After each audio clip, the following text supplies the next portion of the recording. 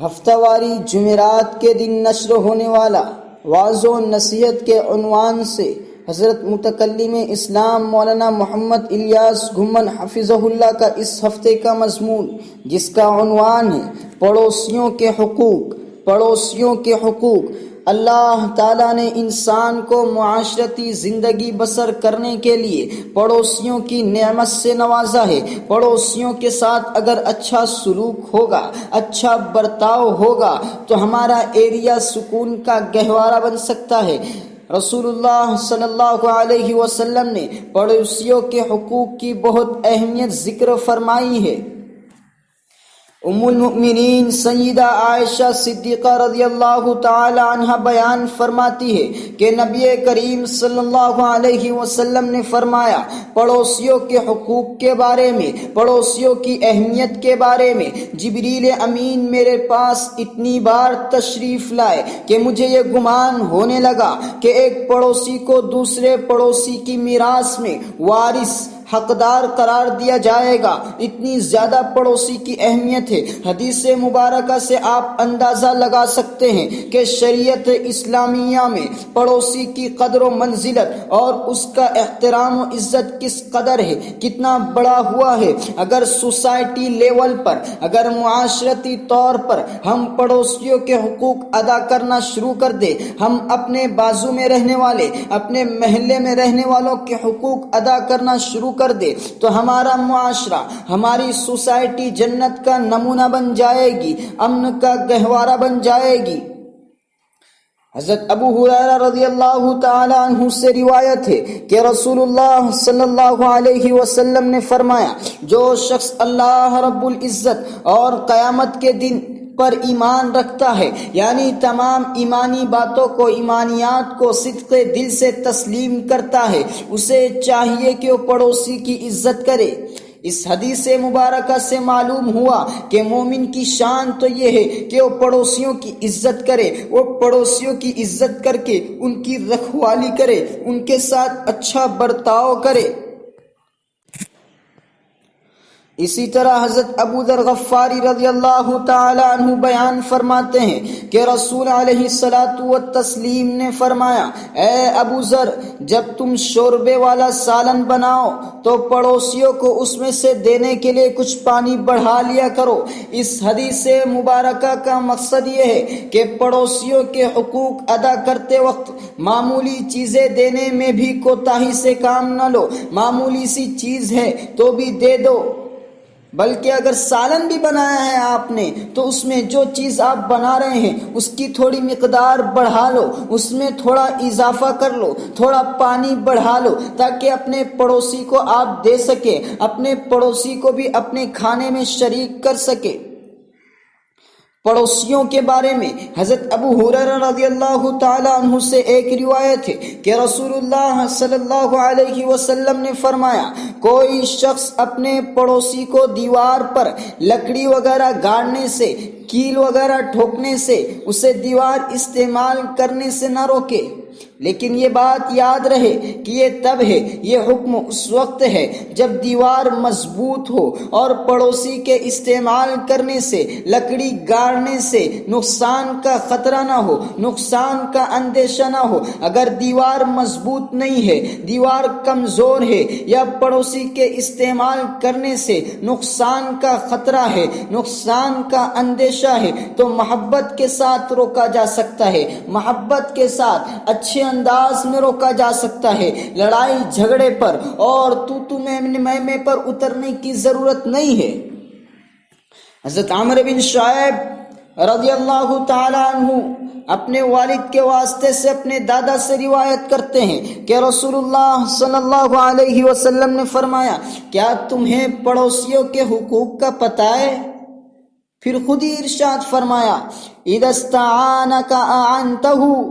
پڑوسیوں کا پہلا بنیادی حق یہ ہے کہ جب وہ آپ سے جانی یا مالی مدد مانگے تو اپنی استطاعت، اپنی طاقت اور اس کی ضرورت دونوں کو ملحوظ رکھ کر اس کی مدد کرو، دونوں کو سامنے رکھو۔ اپنی طاقت جتنی ہے اور اس کی ضرورت جتنی ہے، دونوں کا اعتبار کرتے ہوئے اپنے پڑوسی کی مدد کرو۔ نبی علیہ الصلاۃ والسلام پڑوسی کے ساتھ آپ کا کیا رویہ ہونا چاہیے، آپ کے کیا حقوق ہے وہ گنا رہے ہیں، وہ بتلا رہے ہیں۔ پہلا بتایا وَإِذَا اسْتَعَانَكَ أَعَنْتَهُ، پڑوسی کا پہلا حق یہ ہے، پہلا اور بنیادی حق یہ ہے کہ وہ آپ سے جانی یا مالی مدد مانگے تو اس کی اپنی استطاعت کے بقدر مدد کرو۔ نمبر 2، دوسرا حق وَإِذَا اسْتَقْرَضَكَ أَقْرَضْتَهُ، پڑوسیوں کا دوسرا بنیادی حق یہ ہے کہ اگر ضرورت کے پیش نظر وہ آپ سے قرض مانگتا ہے، آپ سے کچھ قرض لینا چاہتا ہے تو انہیں قرض دے دیا جائے۔ یہاں بھی یہ مسئلہ یاد رکھیں کہ اگر پڑوسی ایسا ہو جو قرض لے کر واپس نہ کرتا ہو تو ایسے پڑوسی کو قرض دینے سے انکار کیا جا سکتا ہے۔ تو اگر پڑوسی دے گا نہیں ایسا اندیشہ ہے تو آپ انکار کر سکتے ہیں، لیکن پڑوسی کو دے دینا، پڑوسی کا خیال رکھنا یہ آپ کے لیے اہم ہے۔ اگر پڑوسی معاملات کا اچھا ہو، اس کے اچھے کردار ہے تو قرض آپ دے دیں اسے، پھر اسے جو ہے کنی کترائے نا۔ تیسرا حق وَإِذَا افْتَقَرَ عُدْتَ عَلَيْهِ، پڑوسیوں کا تیسرا بنیادی حق یہ ہے کہ جب فقر اور محتاجی کی حالت کو پہنچ جائے پھر وہ مدد نہ بھی مانگے اور قرض نہ بھی مانگے تب بھی اپنی حیثیت کے پیش نظر اس کے فقر و تنگدستی کو دور کرنے کی کوشش کی جائے۔ پڑوسی اگرچہ نہیں مانگ رہا ہے لیکن آپ کو پتہ ہے تو آپ کو مدد کرنا چاہیے اس کی۔ وَإِذَا مَرِضَ عُدْتَهُ، پڑوسیوں کا چوتھا بنیادی حق یہ ہے کہ اگر وہ بیمار ہو جائے تو اس کی عیادت کرنی چاہیے اور بیمار پرسی کرنی چاہیے، اور اس موقع پر بھی کچھ پھل فروٹ وغیرہ ساتھ لے کر جانا چاہیے یا کچھ رقم اسے دے دینی چاہیے، لیکن اس دینے کو ضروری نہ سمجھا جائے، ہاں اس کی ضرورت سمجھا جائے۔ نمبر 4 وَإِذَا مَرِضَ عُدْتَهُ، یہ نمبر 4، پڑوسی اگر بیمار ہے تو اس کی تیمارداری کی جائے، اس کی عیادت کی جائے۔ نمبر 5 وَإِذَا أَصَابَهُ خَيْرٌ هَنَّأْتَهُ،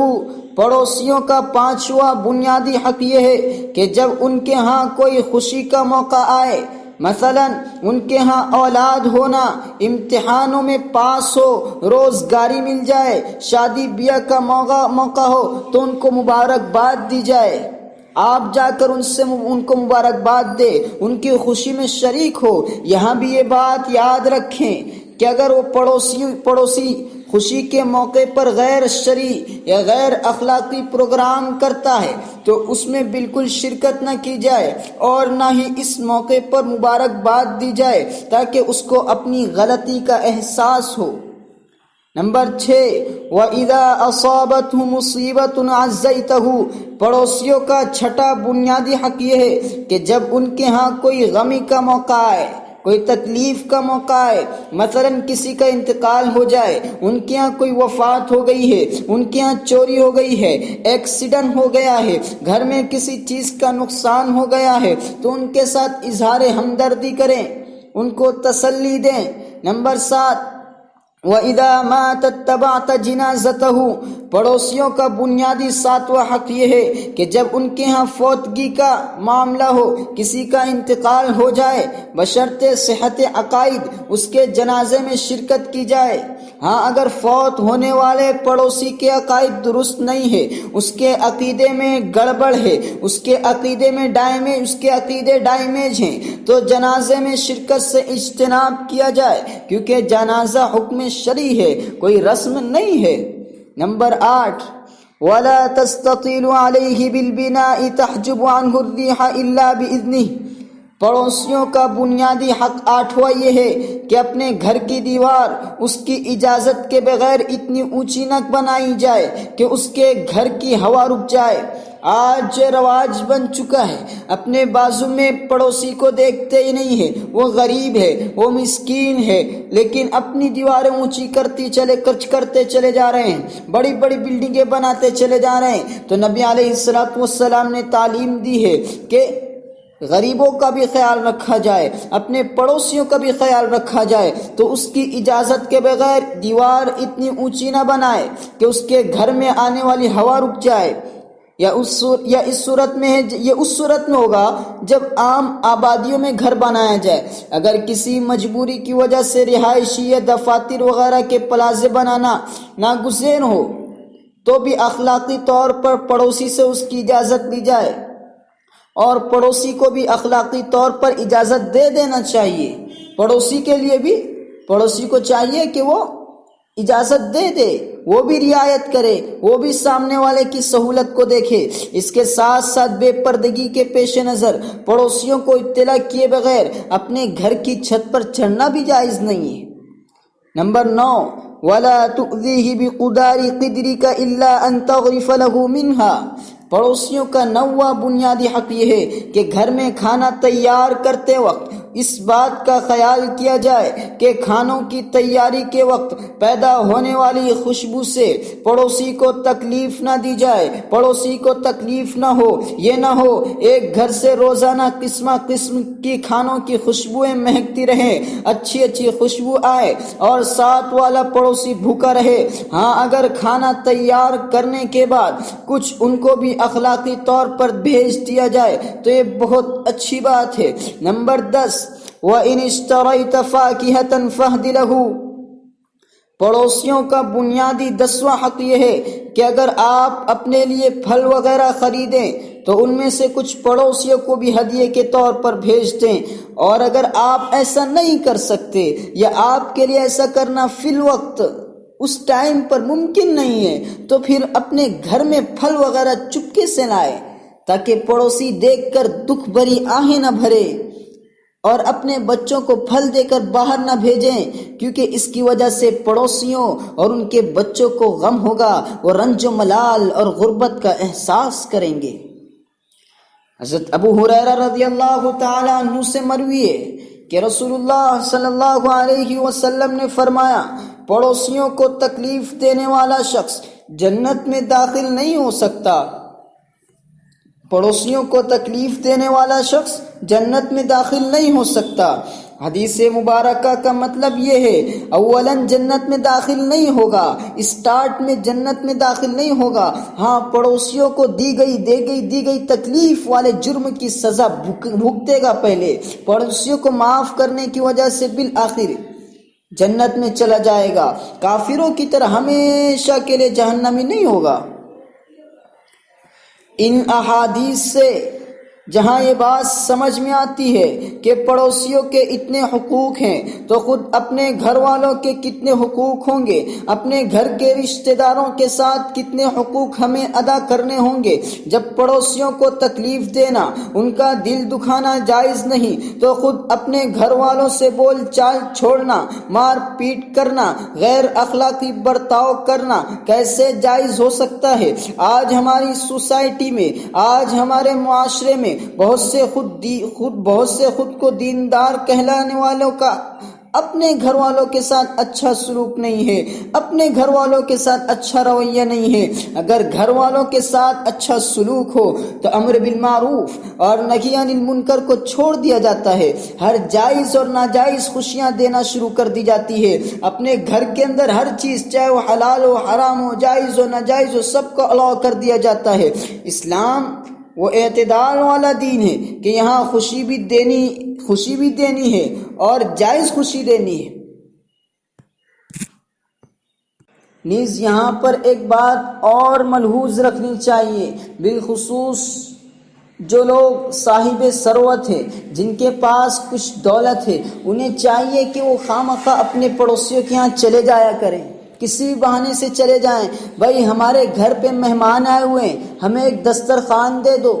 اس کی وجہ سے راہیں کھلے گی، راستہ کھلے گا، آپ کے گھر پر غریب کو آنے کا موقع ملے گا، وہ آپ کے یہاں آ کے اپنی ضرورت پیش کر سکتا ہے کہ مجھے اس چیز کی ضرورت ہے، تھوڑی مدد کر دو، تو آپ جائیں پڑوسی کے پاس، آپ کے پاس ہے وہ چیز، آپ کو ضرورت نہیں ہے، لیکن پھر بھی تعلقات اچھے کرنے کے لیے، راستے ہموار کرنے کے لیے کبھی کبھار ایسا بھی کر لیا کرے۔ اللہ تعالی ہمیں پڑوسیوں کے حقوق ادا کرنے کی توفیق عطا فرمائے۔